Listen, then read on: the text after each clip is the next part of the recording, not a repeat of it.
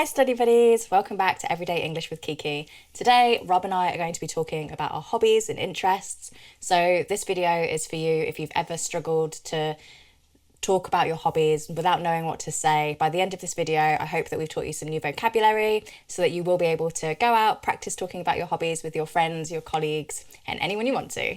So let's start with going over what is a pastime, what is a hobby, and maybe what is a passion project. So do you want to tell us what a pastime is? Yeah, a pastime is something that it's really low stakes, low emotional investment. For example, watching TV is a pastime of mine. I don't think about it much, I just do it.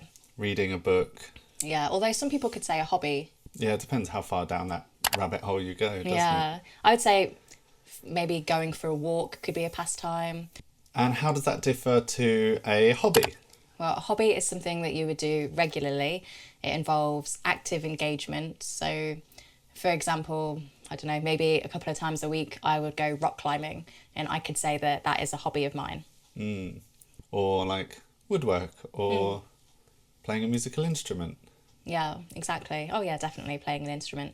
And we'll get into that in a bit when we find out what your hobbies are. And then a passion project is something that involves a bit more effort. It usually has a goal or there's a specific outcome, output at the end of it. For example, say if you did woodwork as a hobby, your passion project might be to create a piece of furniture. For some reason in my head I keep thinking of like someone making a miniature town. That would definitely be a passion project, I think. But doing many of those, that is your hobby. Yeah, I guess. Yeah, you could define it that way, because if they're doing so many of them, it's not just this one desired outcome of this passion project. They are so good at it that it's become their hobby and they're doing it regularly. And they don't even need to think about it, really. Yeah, that's a good distinction. Yeah. So moving on then, tell us what are some of your hobbies and what drew you to them? So I think my main hobby is music. So when I was 10, I begged my parents to buy me, I think I was 8 actually, 8 or 9. I begged my parents to buy me a drum kit because all I wanted to do was play the drums. And they said, just wait until you're 10. And if you still want to play the drums when you're 10, then we'll get you a drum kit, we'll get you lessons, and you can learn. So I got to 10 and I was still really, really excited to learn the drums. So I started learning the drums. But back then I was listening to music like Phil Collins and Michael Jackson and the Spice Girls. So my musical taste hadn't been refined yet. So I was really struggling to find actually like music that I wanted to play the drums to. And a couple of years in I ended up getting bored of it. But then when I turned 15, I got really, really into like indie music and rock and pop punk, and then all I wanted to do was play the guitar. And my dad is a phenomenal guitarist. Yes. And he was always trying to push me towards the guitar. So I think he was really happy when I turned around to him and I said, Dad, can we sell the drum kit and can I have a guitar for my birthday, please? And ever since then I've been playing the guitar.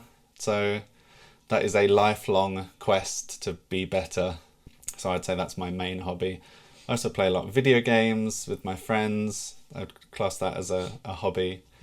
And I also grew up doing a lot of windsurfing, as you might know from previous videos. So I would say that's a hobby, but that's one that's a lot more difficult to just go and do because you need the right conditions. You need to have the right motivation to jump into cold water in England. In England, cold sewage infested water. Yeah. So I think those are my main hobbies. Yeah. Which one do you enjoy the most? I think playing video games with my friends. If it was just playing video games, then I would probably say playing the guitar. But because I get to play it with my friends, and a lot of my friends I don't get to see very often because they live in America or Germany or wherever, or up north in England, it's quite nice to be able to play with them. Yeah. What are your hobbies? I used to have so many hobbies when I was younger. I'd say right now, for me, I would class reading as a hobby and not just a pastime because I actively have to make time for it. I'm quite busy, so I would say that choosing to read a little bit at least every single day is a hobby. I've got such a massive TBR list, which means to be read. And you're really good at reading every night. Thank you. And if that's what counts as a hobby, then maybe me death scrolling, doom scrolling counts as a hobby. No, that is not. No, Okay. that is not a hobby. Yeah, I love reading. It's really hard. Would I say that my love of watching new movies, is that a hobby or is that a pastime? Because it's something that I don't have to think about, but it's something I love and I love doing. What do you think? I think that's the grey area between a pastime and a hobby. It is something that we do regularly, watch new movies. Yeah. We're always looking out for that kind of thing. It's not just something that we do to fill the time. Yeah, and we're actively like reading about these movies and looking into it. Watching movie trailers all the time. Yeah, watching movie trailers, that's not a hobby, but it's something that I do it's really relaxing. I love watching movie trailers, even if I have no intention of ever watching the movie, like maybe a horror film, which I absolutely will not watch. I do love watching the trailers because it's just really calming. I skip the horror movie trailers. No, some of them I don't mind, but I wouldn't watch a movie. And then I would say, instead of lots of hobbies, I go through lots of passion projects. So at one point last year, I got really into clay making, building clay stuff. I was making little worry stones that you just rub your thumb on out of clay. I made some key rings, some chopstick holders. I got really into it, bought loads of stuff ready to like start this whole clay business, and then I never picked it up again after I made the first couple of batches. Yeah, they're just in the cupboard to our left. And is there a hobby that you maybe used to do but you're no longer into? Oh yeah, for sure. There are two, I would say. So Latin and ballroom dancing. I did that through most of my childhood, my teenage years, and like my early 20s as well when I was at uni. That's good for like community as well, isn't it? Not just the dancing element of it. Yeah, which I should say as well, that a hobby doesn't have to be something that you do on your own. Do it with people. Even if a hobby of yours is going hiking, you can join hiking groups. But so yes, definitely Latin and ballroom dancing, and I absolutely loved it, and I would do it now as well, but I don't. It's expensive for one, and we're trying to save money at the moment. And I'm not much of a dancer. Yeah, but that's why too gangly. Too gangly. That's why you go to classes, so you can learn how to dance. But also, I danced for so long when I was younger that I completed all my medals, and the only things I had left to take were my teaching exams, which at that time I did not want to do. And it's been so long that I would have to start again. I can't remember anything. And the other thing that I used to do, I started off as a tennis player, moved into badminton and then squash. So I've always been a massive, massive fan of racket sports, and I would do that now. But I have tennis elbow. I hurt my arm really badly 2 years ago now, maybe. And sometimes, even if I just go like that, I'm in so much pain. I can't extend my elbow fully because of tennis elbow, which is really sad. Is there no cure? They say lots of rest and stuff, but I was playing racket sports since I was like 6, for maybe like 20 That's a years. lot of years of damage. Yeah. That's a shame, because you are really good. Oh, thank You're you. not as good as me at badminton, but That's not true. it's not. I'm really It's not good. true. I just try and lob her, and when that fails, I'm useless. So, do we want to talk about the difference between dabbling in something and like really committing yourself to something? And are you a dabbler or are you a committer? I kind of commit to something for a short period of time until I like understand how it works, and then when it becomes to the point where all it is just practice, that's when I lose interest. I don't know what that says about me. But yeah, like when I was younger, if I played a new sport, I would get to the point where I like knew all the theory behind it, and then it was just practice, and then I'd lose interest. Yeah. And then to dabble in something is to just try it.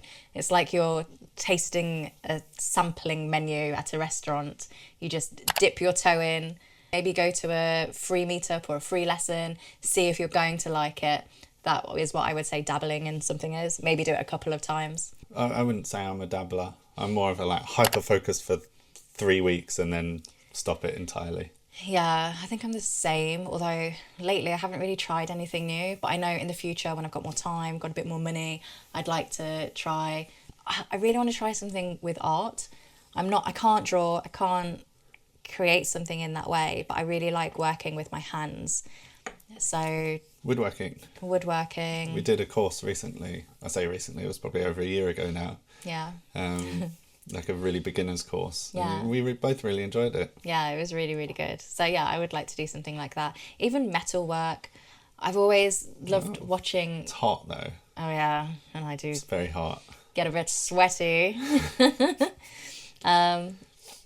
Yeah, I'd like to do something. I really like the idea of painting and drawing. I'm just not very good. So I don't know if going to an art class would make me any better if I literally cannot it's draw a just- single thing. It's just practice and a bit of theory, isn't it? Yeah.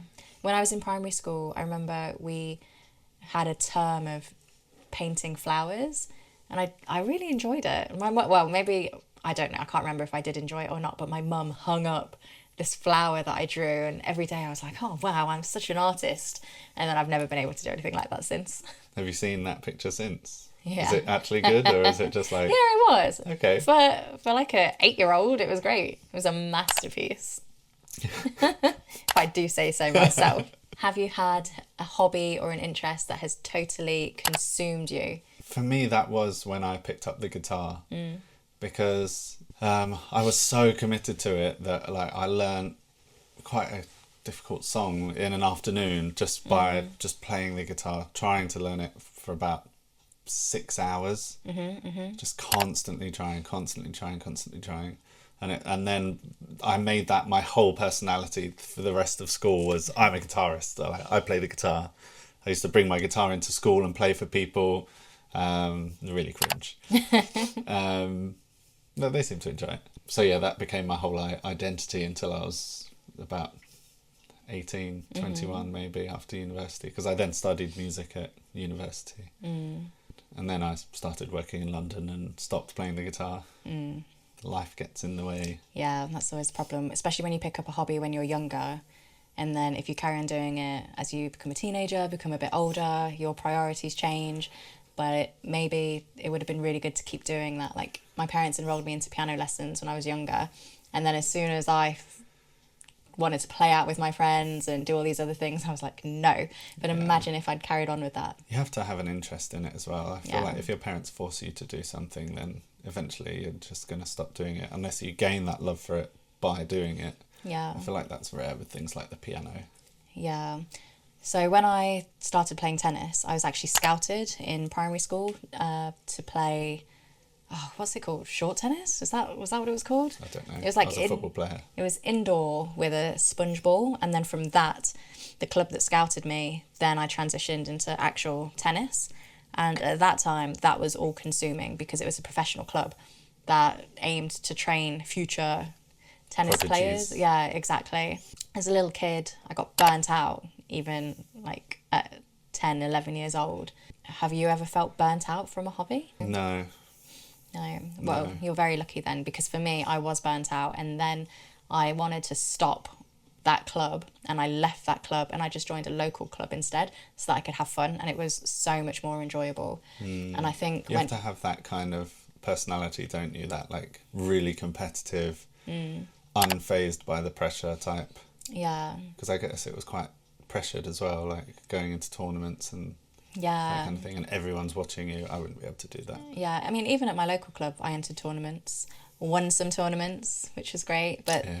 there was less pressure. At the local club, we were just going twice a week and then playing a match another day. But the other club, I was there like 5 days a week after school, Doing drills, doing drills. getting coached. Yeah.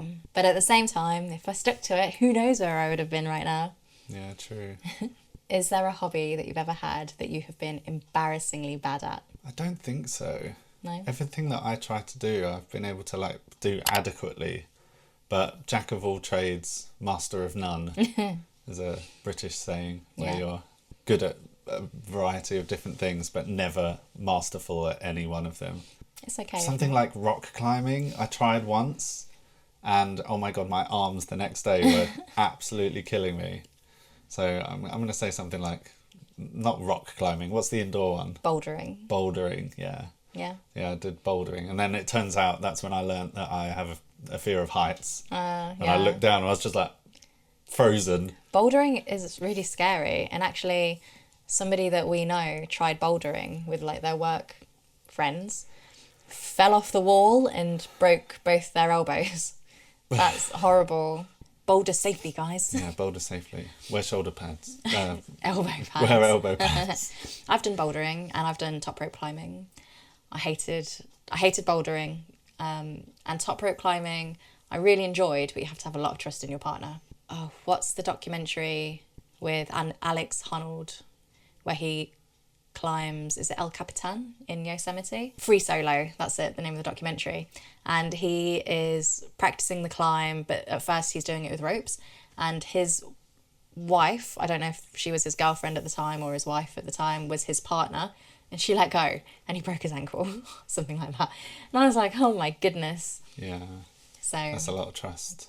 It's a lot of trust. And like, I trust you 100%. But imagine if you just let go and I just fall. Have I had any hobbies where I've been embarrassingly bad? Not that I can think of off the top of my head. I think Video games? Can I please just say that I'm unbeaten in Mario Kart 64. And that's all that matters.